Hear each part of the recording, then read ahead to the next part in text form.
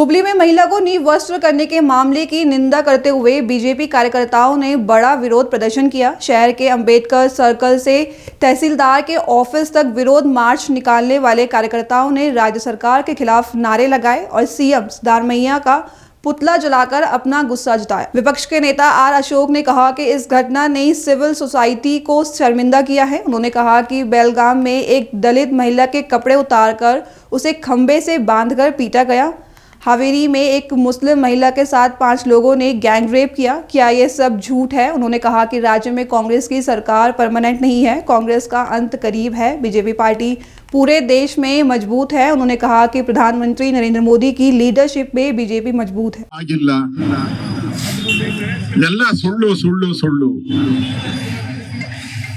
ಕರ್ನಾಟಕದಲ್ಲಿ ಆ ತರ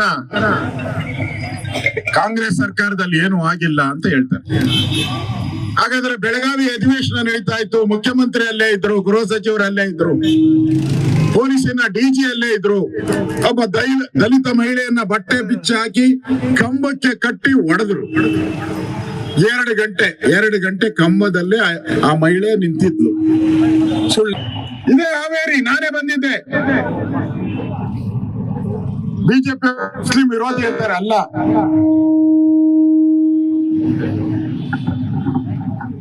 ಆ ಮುಸ್ಲಿಂ ಮಹಿಳೆಯನ್ನ 5 ಜನ ರೇಪ್ ಮಾಡಿದ್ರು. ನೀಲಗಿರಿ ತೋಪಲ್ಲಿ ತಗೊಂಡೋಗಿ ಒಬ್ಬರಾದ್ಮೇಲೆ ಒಬ್ರು ಕರ್ಕೊಂಡೋಗಿ ಇನ್ನೊಂದು ಅದು. ಹಂಗಾರೆ ಸುಳ್ಳದು. ಮೈಸೂರಲ್ಲಿ ಬಲೂನ್ ಮಾರ್ತಾ ಇದ್ಲು ಒಬ್ಬ ದಲಿತ ಮಹಿಳೆ. ಬಲೂನ್ 16-17 ವರ್ಷದ ಹುಡುಗಿ ಕರ್ಕೊಂಡೋಗಿ ಆ ಹುಡುಗಿನ ರೇಪ್ ಮಾಡಿ ಸಾಯಿಸ್ಬಿಟ್ರಿ. ಅದು ಸುಳ್ಳ? ಹೇಳಿ, ನಂಬೋಣ ನಿಮ್ಮನ್ನ. ನೀವು ಬಹಳ ಅಸತ್ಯ ಹರಿಶ್ಚಂದ್ರ ಮೊಮ್ಮಕ್ಕಳು ಅಂತ ನಾವು ತಿಳ್ಕೊಂಡಿದ್ರಿ. ಆಯ್ತು, ನೀವು ನಂಬೋಣ. ಇವೆಲ್ಲ ಸುಳ್ಳ? ಆಮೇಲೆ ಮತ್ತೆ ಮಾಧ್ಯಮದಲ್ಲಿ ಎಲ್ಲ ಸುದ್ದಿಗಳು ಬರ್ತಾ ಇದೆ, ಆ ಹೆಣ್ಮಗಳೇ ಬಟ್ಟೆ ಬಿಚ್ಕೊಂಡ್ಬಿಟ್ಲು ಅಂತ ಹೇಳಿ.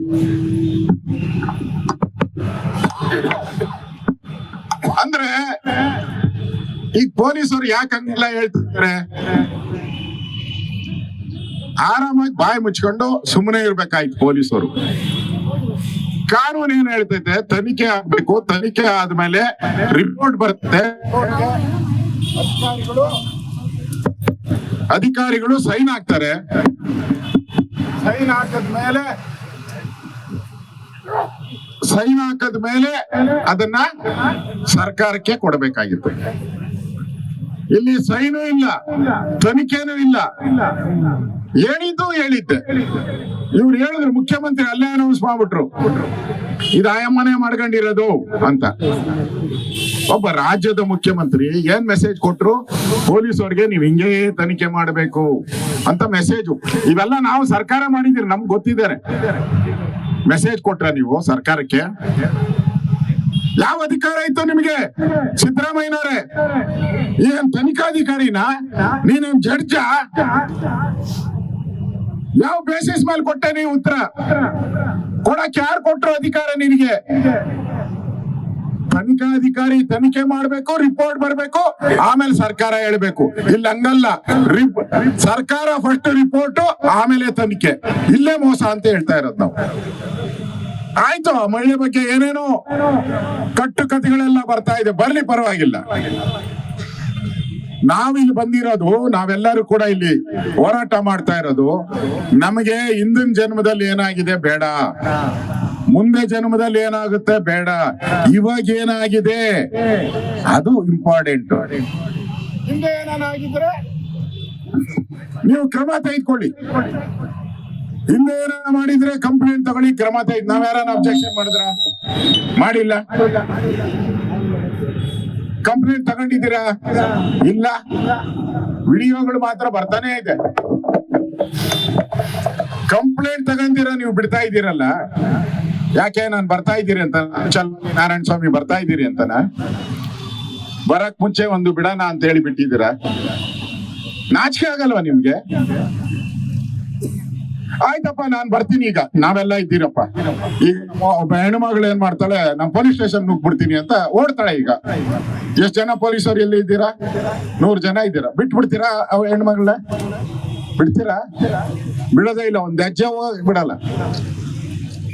ವ್ಯಾನು ನಿಮ್ಮದೇ, ಪೊಲೀಸ್ ವ್ಯಾನು ನಿಮ್ಮದೇ, ಡ್ರೈವರು ನಿಮ್ಮೋನೆ, ಡ್ರೆಸ್ಸು ನಿಮ್ಮದೇ, ಪೊಲೀಸರು ನಿಮ್ಮೋರೆ. ಇಷ್ಟೆಲ್ಲ ಇದ್ಕೊಂಡು ಒಬ್ಬ ಮಹಿಳೆ ಬಟ್ಟೆ ಬಿಚ್ಕೊಂತಾಳೆ ಅಂದ್ರೆ ನೀವೇನ್ ಕಳೆಕಾಯಿ ತಿಂತಾ ಇದ್ದೀರಾ? ನೀವು ಏನ್ ತಿಂತಾ ಇದ್ರಿ? ನೀವು ಕಳೆಕಾಯಿ ತಿಂತೀರ? ಇನ್ನು ನಮ್ಮನ್ನ ಬಿಡ್ತೀರ ನೋಡೋಣ? ಬಿಡಲ್ಲ. ನೀವು 40 ಜನ ಪೊಲೀಸರು ಒಂದು ವ್ಯಾನ್ ಅಲ್ಲಿ ಇರ್ತೀರ, ಅರೆಸ್ಟ್ ಮಾಡಕ್ಕೆ 40 ಜನ ಹೋಗಿದ್ದೀರ. ಈ ಹುಬ್ಳಿಯಲ್ಲಿ ಏನಾರ ಟೆರರಿಸ್ಟ್ ಆಕ್ಟಿವಿಟಿ ಆದ್ರೆ 4 ಜನ ಹೋಗಲ್ಲ ಪೊಲೀಸರು, 4 ಜನನು ಹೋಗಲ್ಲ. ನಾನು ಹೋಗಲ್ಲ ಅಂತ. ಇವ್ರನ್ನ ಅರೆಸ್ಟ್ ಮಾಡಕ್ಕೆ 40 ಜನ. ಅದೇ ಕಾರ್ಪೊರೇಟರ್ನ ಅವ್ರ ಮೇಲೆ ಕಂಪ್ಲೇಂಟ್ ಆಯ್ತು. ನೋಡಿ ಹೆಂಗೆ, ಇಲ್ಲಿ 2 ಟ್ಯಾಲಿನೇ, 2 ಪಕ್ಕ ಪೊಲೀಸರು ಒಳ್ಳೆಯರು. ಎಲ್ಲಾ ಪೊಲೀಸರು ಏನ್ ಕಳ್ರಲ್ಲ, ಕೆಲವ್ರು ಮಾತ್ರ ಕಳ್ತನ ಮಾಡಿದ್ರು 7 ಕೋಟಿ ಅಷ್ಟೇ. ಎಲ್ಲರೂ ಕಳ್ರೇನಲ್ಲ. ನಾನು ಹೋಮ್ ಡಿಪಾರ್ಟ್ಮೆಂಟ್ ಅಲ್ಲಿ ಬಂದು, ಆದ್ರೆ ಇಲ್ಲಿ ಏನ್ ಮಾಡಿದ್ರು ಇನ್ಸ್ಪೆಕ್ಟ್ರು, ಇವ್ರನ್ನ ಒಬ್ಬ ಕಾರ್ಪೊರೇಟರ್ ಕಂಪ್ಲೇಂಟ್ ಕೊಟ್ಟ ತಕ್ಷಣ 40 ಜನ ಕಲ್ಸಿ ಅರೆಸ್ಟ್ ಮಾಡಿಸಿದ್ರು. ನಾನು ಕೇಳ್ತೀನಿ, ಏನು ಕಾಂಗ್ರೆಸ್ ಪೊಲೀಸ್ ಸ್ಟೇಷನ್ ಕಾಂಗ್ರೆಸ್ ಆಫೀಸ? ಕಂಪ್ಲೇಂಟ್ ಕೊಟ್ರಲ್ಲ, ಎನ್ಕ್ವೈರಿ ಮಾಡಿದ್ರ? ನೋಟಿಸ್ ಕೊಟ್ರ? ಏನ್ ಮಾಡಿದ್ರಿ? ಏನೂ ಇಲ್ಲ. ಏಕಾಏಕಿ ವ್ಯಾನ್ ತಗೊಂಡೋದ್ರಿ, ಅರೆಸ್ಟ್ ಮಾಡಿದ್ರಿ, ಬಂದ್ರಿ. ನೀವು ಸತ್ಯ ಹರಿಶ್ಚಂದ್ರ ಆಗಿದ್ರೆ ನೀವು, ಅದೇ ಇನ್ನೊಂದು ಕಂಪ್ಲೇಂಟ್ ಬಂತು ಕಾರ್ಪೊರೇಟರ್ ಮೇಲೆ. ಯಾಕೆ ಅದೇ ವ್ಯಾನ್ ಹೋಗ್ಲಿಲ್ಲ? ಕೆಟ್ಟೌಟ್ ಇಲ್ಲ ವ್ಯಾನು, ಪೆಟ್ರೋಲ್ ಇರ್ಲಿಲ್ವ ವ್ಯಾನ್ ಅಲ್ಲಿ? ಪೊಲೀಸರು ಇರ್ಲಿಲ್ವಾ? ಗತಿ ನಿಮ್ಮ ಯೋಗ್ಯತೆಗೆ ಅಷ್ಟು ಬೆಂಕಿ ಇಕ್ಕಿದ್ರು, ಗತಿ ಇರ್ಲಿಲ್ವಾ?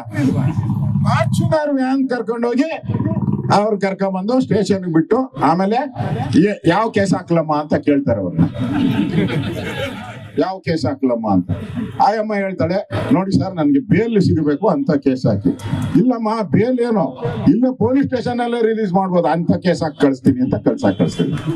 ಇದು ನ್ಯಾಯ? ಇದು ನ್ಯಾಯನಾ? ಅವ್ರನ್ನ ಒಡೆದು ಬಡ್ದು ಎಲ್ಲ ಆಯ್ತು, ಅಡ್ಮಿಷನ್ ಇಲ್ಲ ಅವ್ರನ್ನ ಆಸ್ಪತ್ರೆಗೆ. ಈ ಅಮ್ಮ ಫಾರ್ಚುನರ್ ಕಾರಲ್ಲಿ ಹೋಗವ್ರೆ, ಆಯಮ್ಮ ಪೊಲೀಸ್ ವ್ಯಾನ್ ಅಲ್ಲಿ ಹೋಗೈತೆ ಓಡಿಸ್ಕೊಂಡು. ಅವ್ರಿಗೆ ಇಲ್ಲ ಹಾಸ್ಪಿಟಲ್ ಭಾಗ್ಯ ಇಲ್ಲ, ಇವ್ರಿಗೆ ಹಾಸ್ಪಿಟಲ್ ಭಾಗ್ಯ, ಅವ್ರಿಗೆ ಒಡಿಸ್ಕೊಂಡವ್ರಿಗೆಲ್ಲ ಜೈಲ್ ಭಾಗ್ಯ. ಇದನ್ನ ನಿಮ್ಮ ಇಲಾಖೆದು ಕೇಳಿ, ಇದಕ್ಕೆ ಪ್ರಶ್ನೆಗೆ ಉತ್ತರ ಕೊಡಿ. ಇದು ನೀವು ಮಾಡ್ತಾ ಇರುವಂತ ಅನ್ಯಾಯಕ್ಕೆ ನಾವು ಪ್ರತಿಭಟನೆ ಮಾಡ್ತಾ ಇದ್ದೀವಿ. ಯಾರು ತಪ್ಪು ಅನ್ನೋದು ರಾಜ್ಯದ ಜನತೆಗೆ ಗೊತ್ತ. ಮುಖ್ಯಮಂತ್ರಿ ಸಿದ್ದರಾಮಯ್ಯ ಅವ್ರ ಕಾಲದಲ್ಲೇ ಇದೆಲ್ಲ ನಡೀತಾ ಇರೋದು. ಸಿದ್ದರಾಮಯ್ಯ ಹೋಗಿ ನಿದ್ದೆರಾಮಯ್ಯ ಆಗಿ ಬಹಳ ವರ್ಷ ಆಗೋಗ್ತೈತೆ. ಇಷ್ಟೆಲ್ಲ ಆದ್ರೂ ಕೂಡ ಸಿದ್ದರಾಮಯ್ಯನವ್ರಿಗೆ ಏನು ಅನ್ಸೋದೇ ಇಲ್ಲ. ಏನ್ ಹೇಳ್ತಾರೆ ಪೊಲೀಸರು ಅದನ್ನ ಕೇಳ್ಕೊಂಡು ಸ್ಟೇಟ್ಮೆಂಟ್ ಮಾಡ್ತಾವ್ರೆ. ಇವತ್ತು ರಾಜ್ಯದಲ್ಲಿ ಕಾನೂನು ಸುವ್ಯವಸ್ಥೆ ಹಾಳಾಗ್ಬಿಟ್ಟಿದೆ. ಡ್ರಗ್ ಮಾಫಿಯಾ ತಲೆ ಎತ್ತಿದೆ. ಹುಬ್ಳಿಯಿಂದ ಹಿಡಿದು ಬೆಂಗಳೂರುವರೆಗೂ, ಬಳ್ಳಾರಿ ಎಲ್ಲಾನ ಹೋಗಿ ಡ್ರಗ್ ಮಾಫಿಯಾ ಅವರೇ ರಾಜಾರೋಷವಾಗಿ ಮಾಡ್ತಾ ಇದ್ದಾರೆ. ಎಷ್ಟು ಜನ ಅರೆಸ್ಟ್ ಆಗಿದ್ದಾರೆ ಗೊತ್ತಾ? ಮಂಗಳೂರು ಒಂದರಲ್ಲೇ ಅರೆಸ್ಟ್ ಆಗಿರೋದು 160 ಜನ. ಎಷ್ಟು? 160. ಯಾರು ಅಂತ ಕೇಳ್ಬೇಡ್ರಿ. ಯಾರು ಗೊತ್ತಾ? ಪೊಲೀಸರು. ಡ್ರಗ್ ಕೇಸಲ್ಲಿ ಪೊಲೀಸ್ ಅರೆಸ್ಟ್ ಆಗಿರೋದು. ನಾನು ವಿಧಾನಸಭೆಯಲ್ಲಿ ಹೇಳಿದ್ದೀನಿ. ಅದೇನೋ ಮನೇನೆ ಹತ್ತಿ ಉರಿಯುವಂತ ಪರಿಸ್ಥಿತಿ ಇವತ್ತು ನಾವು ನೋಡ್ತಾ ಇದ್ದೀವಿ. ರೆಡ್ಡಿ ಅವರೇ ಮಾಡಿದ್ದು ಅಂತ ಹೇಳಿ ಭರತ್ ರೆಡ್ಡಿ ಅಂತಕ್ಕಂಥ ಶಾಸಕರು ಮಾಡಿದ್ದಾರೆ. ಇವತ್ತು ಈ ಸರ್ಕಾರಕ್ಕೆ ನಾಚಿಕೆ ಆಗಬೇಕು. ಲಾ ಅಂಡ್ ಆರ್ಡರ್ ಅಂತಕ್ಕಂಥದ್ದು ಸಂಪೂರ್ಣವಾಗಿ ಸತ್ತೋಗಿದೆ. ನಿಮ್ಗೆ ಇದಕ್ಕೊಂದು ಸರ್ಕಾರ, ಇದಕ್ಕೊಂದು ಗೃಹ ಸಚಿವರು ಯಾಕೆ ಬೇಕು? ನೋಡಿ, ಬಿಟ್ಬಿಡಿ ನೀವು. ನಮ್ಮ ಪೊಲೀಸರು ತಾಕತ್ತು ನಿಂತಿದ್ದಾರೆ, ಎಲ್ಲವನ್ನೂ ನಿಭಾಯಿಸಿ ದಬಾಯಿಸ್ತಾರೆ ನಮ್ಮ ಪೊಲೀಸ್ನವರು, ಅವ್ರನ್ನ ಫ್ರೀ ಆಗಿ ಬಿಟ್ಬಿಡಿ. ಆದ್ರೆ ನೀವು ಕಂಟ್ರೋಲ್ ಮಾಡಕ್ ಹೋಗಿ ಅವ್ರ ಕೈಯಲ್ಲಿ ತಪ್ಪುಗಳನ್ನು ಮಾಡಿಸ್ತಾ ಇರ್ತಕ್ಕಂಥದ್ದನ್ನು ನಾವು ನೋಡ್ತಾ ಇದ್ದೀವಿ. ಇವತ್ತು ನಾವು ಹುಬ್ಬಳ್ಳಿಗೆ ಬಂದಿದ್ದೇವೆ. ನಾವಲ್ಲಿ ಹೊರಟಾಗ ಏನೂ ಇಲ್ಲ, ಈಚೆ ಬಂದ ತಕ್ಷಣ ನೋಡ್ತೇವೆ, ಆಗ್ಲೇ ಯಾವ ಮಹಿಳೆಗೆ ನೀವು ವಿವಸ್ತ್ರಗೊಳಿಸಿ ಈ ರಾಷ್ಟ್ರದ ಜನರು ತಲೆ ತಗ್ಗಿಸುವಂತೆ ಮಾಡಿದ್ರು, ಅದೇ ಒಂದು ವಿಡಿಯೋ ಹರಿದಾಡ್ತಾ ಇದೆ ಈಗ. ನಾನು ನೋಡಿದೆ, ನನಗೆ ಬಹಳ ಆಶ್ಚರ್ಯ ಆಯ್ತು. ಆ ಮಹಿಳೆ ಬಂದು ನಮ್ಮ ಪಕ್ಷಕ್ಕೆ ಒಂದು 2 ವರ್ಷ ಅಥವಾ 1.5 ವರ್ಷ ಆಗಿರ್ಬೇಕು. ಅದಕ್ಕೆ ಮುಂಚೆ ಒಂದು ವಿಡಿಯೋ ಮಾಡಿದ್ದಾರೆ ಅವ್ರದ್ದು, ಕಾಂಗ್ರೆಸ್ನವರು ಮಾಡಿ ಈಗ ಹರಿಬಿಟ್ಟಿದ್ದಾರೆ. ಯಾಕೆಂದ್ರೆ ಅವರ ವಿರುದ್ಧ ಮಾತಾಡಿದ್ರು, ಪಕ್ಷ ಬಿಟ್ರು ಅನ್ನೋ ಕಾರಣಕ್ಕೆ. ಅಂದ್ಮೇಲೆ ನಾವು ಅರ್ಥ ಮಾಡ್ಕೊಳ್ಬೇಕಲ್ಲ ಕಾಂಗ್ರೆಸ್ನವರ ಮನಸ್ಥಿತಿಗಳು ಎಂತಹದ್ದು ಅಂತ ತಿಳ್ಕೊಳ್ಬೇಕು. ಮಾನ್ಯ ಕಾಂಗ್ರೆಸ್ ಕಾರ್ಯಕರ್ತರೇ, ಕಾಂಗ್ರೆಸ್ ನಲ್ಲಿ ಕೆಲಸ ಮಾಡ್ತಾ ಇರತಕ್ಕಂತ ಹೆಣ್ಣು ಮಕ್ಕಳೇ, you are not safe in Congress party. ನಿಮ್ಮ ವಿಡಿಯೋಗಳು ಬರ್ತಾ ಇವೆ, ನಿಮ್ಮ ಏನೇನು ನೀವು ತಪ್ಪು ನಿಮ್ಮ ಕೈಲಿ ಮಾಡಿಸಿ ಮಾಡಬಾರದನ್ನು ಮಾಡಿಸಿ ಕಾಂಗ್ರೆಸ್ನವರು ವಿಡಿಯೋಗಳನ್ನು ಮಾಡಿ ನೀವು ಪಾರ್ಟಿ ಬಿಟ್ಟಾಗ ಬ್ಲಾಕ್ ಮೇಲ್ ಮಾಡ್ಲಿಕ್ಕೆ ನಿಮ್ಮ ವಿಡಿಯೋಗಳನ್ನ ಹರಿಬಿಡ್ತಾರೆ, ನಿಮ್ಮ ಗೌರವ ಕಳೀತಾರೆ. ನಾನು ಒಂದು ಮಾತನ್ನ ಕೇಳಲಿಕ್ಕೆ ಬಯಸ್ತೇನೆ. ಕಾಂಗ್ರೆಸ್ ನಲ್ಲಿ ಇದ್ದಾಗ ತೆಗೆದ ವಿಡಿಯೋ ಅವತ್ತೇ ಬಿಡಬೇಕಾಗಿತ್ತು. ನಿಮಗೆ ತಾಕತ್ತಿದ್ರೆ ಆವತ್ತು ನಿಮ್ಮ ಮರ್ಯಾದೆ ಹೋಗ್ಬಿಡ್ತದೆ ಅಂತ ಕಾಯ್ತಿದ್ರಿ. ಇವತ್ತು ನಿಮ್ಮ ವಿರುದ್ಧವಾಗಿ ಅವರು ಮಾತಾಡಿದ್ರು ಅಂತಲೂ ಮತ್ತು ನಿಮ್ಮ ಪಕ್ಷ ತೊರೆದು ಬಂದಿದ್ದಾರೆ ಅನ್ನೋ ಕಾರಣಕ್ಕೆ ಕಂಪ್ಲೇಂಟ್ ಕೊಟ್ರಿ. 3-4 ದಿವಸದಲ್ಲಿ 4-5 FIR. ಏನ್ರಿ ಇದು? ಏನೋ ಆಗಿತ್ತು ಅಂತ ನಿಮ್ಮ ಜೊತೆಯಲ್ಲಿದ್ದಾಗ ಏನು ಮಾಡಿದ್ರು ಸರಿ, ನಿಮ್ಮ ಜೊತೆ ಬಿಟ್ಟು ಹೋದ್ಮೇಲೆ ಅದೆಲ್ಲ ತಪ್ಪ. ಅವ್ರು ಮಾಡಿಸಿದಾರೋ ನೀವೇ ಚೆಕ್ ಮಾಡ್ಕೊಳ್ಳಿ. ನೀವು ನಾಳೆ ಬೇಸರ ಆಗಿ ಏನಾದ್ರೂ ಕಾಂಗ್ರೆಸ್ ಬಿಟ್ರೆ ನಿಮ್ಮ ವಿಡಿಯೋಗಳು ಬೀದಿಯಲ್ಲಿ ಹರಿದಾಡಲೇ ಬಿಡ್ತಾರೆ. ಆ ಕಾರಣದಿಂದ ಇವತ್ತು ನೀವು ಎಚ್ಚರಿಕೆಯಿಂದ ಇರಿ. ಮೊದಲು ಕಾಂಗ್ರೆಸ್ ಬಿಡಿ. ಕಾಂಗ್ರೆಸ್ ನಲ್ಲೇ ಹೆಣ್ಣು ಮಕ್ಕಳು ಇದ್ರೆ ನಿಮ್ದು ಯಾವ ವಿಡಿಯೋ ಯಾವ್ಯಾವ ಟೈಮ್ನಲ್ಲಿ ಮಾಡ್ಕೊಂಡಿದ್ದಾರೋ ಅದನ್ನು ಕೂಡ ಸ್ವಲ್ಪ ಎಚ್ಚರಿಕೆಯಿಂದ ಪರಿಶೀಲನೆ ಮಾಡ್ಕೊಳ್ಳಿ. ಒಂದು. ಎರಡನೇ ವಿಷಯ ನಿಮ್ಗೆ ಹೇಳಲಿಕ್ಕೆ ಬಯಸ್ತೇನೆ. ಇವತ್ತಿಲ್ಲಿ ಏನಾಗಿದೆ, ಕೌನ್ಸಿಲರ್ ಕಂಪ್ಲೇಂಟ್ ಕೊಟ್ರು, ಅವ್ರು ಮಾಡಿದ ಅನಾಹುತಕ್ಕೆ ನೀವೇ ಅರೆಸ್ಟ್ ಮಾಡಿದ್ದೀರಿ. ಅದು ಇನ್ವೆಸ್ಟಿಗೇಷನ್ ಆಗ್ಲಿ. ಎರಡನೇದು ಏನಂತಂದ್ರೆ, ಆ ಕಟ್ಟಿಯವರು ಯಾರು ಇನ್ಸ್ಪೆಕ್ಟರ್ ಇದ್ದಾರೆ, ಅವರು ಆ ಕಟ್ಟಿಯವರು ಮಾಡಿರ್ತಕ್ಕಂತ ಅನಾಹುತಗಳಿವೆಲ್ಲ, ಅದರಿಂದ ಕಟ್ಟಿನೋ ಒಟ್ಟಿಗೆ ಅವರನ್ನ ಮೊದಲು ಸಸ್ಪೆಂಡ್ ಮಾಡಬೇಕು. ನೀವು ಟ್ರಾನ್ಸ್ಫರ್ ಮಾಡಿದ್ರಿ ಏನ್ರಿ, ಆ ಮನೆಯಿಂದ ತೆಗೆದು ಈ ಮನೆಗೆ ಬಿಟ್ರೆ ಶಿಕ್ಷೆ ಆಯ್ತು ಅದು. ಆದ್ರಿಂದ ಅವರನ್ನ ತಕ್ಷಣಕ್ಕೆ ಸರ್ಕಾರ ಸಸ್ಪೆಂಡ್ ಮಾಡಬೇಕು. ಈ ಘಟನೆ ಏನಿದೆ, ನ್ಯಾಷನಲ್ ವುಮೆನ್ ಕಮಿಷನ್ ಈಗಾಗಲೇ ಸಮೋಟ ಕೇಸನ್ನ ಬುಕ್ ಮಾಡ್ಕೊಂಡಿದ್ದಾರೆ. ಅವರು ಈಗ ಬರ್ತಾರೆ. ಇದು ಸಣ್ಣ ವಿಷಯ ಆಗೋದಿಲ್ಲ. ನಮಗೆ ಮಾನವೀಯತೆ ಮುಖ್ಯವೇ ಹೊರತು ಕಾಂಗ್ರೆಸ್ನವ್ರು ಹೇಳೋ ರೀತಿ ಮಾನವೀಯತೆ ಅಂತ ಹೇಳೋದು ಮಾನ ಕಳಿಯೋದಲ್ಲ ನಮ್ಮ ಕೆಲಸ. ಮಾನವೀಯತೆ ಅಂತಂದ್ರೆ ಹೆಣ್ಣಾಗ್ಲಿ ಗಂಡಾಗ್ಲಿ ಸಣ್ಣ ಹುಡುಗರಾಗ್ಲಿ ದೊಡ್ಡವರಾಗ್ಲಿ ಎಲ್ಲರ ಗೌರವವನ್ನು ಕಾಪಾಡಬೇಕು ಅನ್ನೋದೇ ನಮ್ಮ ಪಕ್ಷದ ಸಿದ್ಧಾಂತ. ಆ ಕಾರಣದಿಂದ ಇವತ್ತು ಇದರ ಇನ್ವೆಸ್ಟಿಗೇಷನ್ ಆಗ್ಬೇಕು. ಯಾರು ತಪ್ಪಿತಸ್ಥರಿದ್ದಾರೋ ಅವರಿಗೆ ಶಿಕ್ಷೆ ಆಗ್ಬೇಕು. ಅದನ್ನೇ ಮಾಡ್ಲಿಕ್ಕೆ ನಾವು ಕೂಡ ಬಂದಿರತಕ್ಕಂಥದ್ದು. ಆದ್ರಿಂದ ಇಲ್ಲಿರ್ತಕ್ಕಂಥ ಮಾಧ್ಯಮದವರು ಎಲ್ಲರೂ ಅವರಿಗೆ ನಾನು ಧನ್ಯವಾದಗಳನ್ನು ತಿಳಿಸ್ತೇನೆ. ಯಾಕೆ ಅಂತಂದ್ರೆ ಮಾನವ ತಲೆ ತಗ್ಗಿಸ್ತಕ್ಕಂತ ವಿವಸ್ತ್ರಗೊಳಿಸ್ತಕ್ಕಂತ ಹೆಣ್ಣು ಮಕ್ಕಳನ್ನ ಅಗೌರವಿಸ್ತಕ್ಕಂತ ಕೆಲಸವನ್ನ ಈ ಕಾಂಗ್ರೆಸ್ನವರು ಮಾಡಿದ್ರಿಂದ ಇಡೀ ದೇಶಕ್ಕೆ ಪ್ರಪಂಚ ನೋಡುವಂತೆ ಮಾಡಿದ ನಿಮಗೆ ನಾವು ಕೃತಜ್ಞತೆಗಳನ್ನ ಸಲ್ಲಿಸಬೇಕಾಗಿದೆ.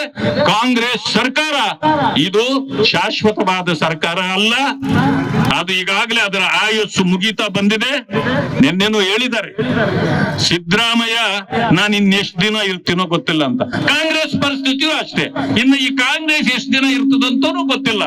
ಆದ್ರೆ ಭಾರತೀಯ ಜನತಾ ಪಕ್ಷ ಇಡೀ ದೇಶದಲ್ಲಿ ಇವತ್ತು ಸುಭದ್ರವಾಗಿದೆ. ಮೋದಿಯವರ ನಾಯಕತ್ವ ಹೇಳಿದ್ರೆ ಕಾಂಗ್ರೆಸ್ನರೇನು ಮೈಕ್ ಇಡೀ ದೇಶದಲ್ಲಿ ಮೋದಿಜಿಯವರ ನೇತೃತ್ವದಲ್ಲಿ ಭಾರತೀಯ ಜನತಾ ಪಕ್ಷ ಸುಭದ್ರವಾಗಿದೆ. ಇನ್ನೇನು ದಿನಗಳಷ್ಟೇ ಎಣಿಸ್ಬೇಕು ನೀವು. ಕಾಂಗ್ರೆಸ್ ಸರ್ಕಾರ ಹೋಗುತ್ತೆ, ಭಾರತೀಯ ಜನತಾ ಪಕ್ಷದ ಸರ್ಕಾರ ಕರ್ನಾಟಕದಲ್ಲೂ ಬರುತ್ತೆ.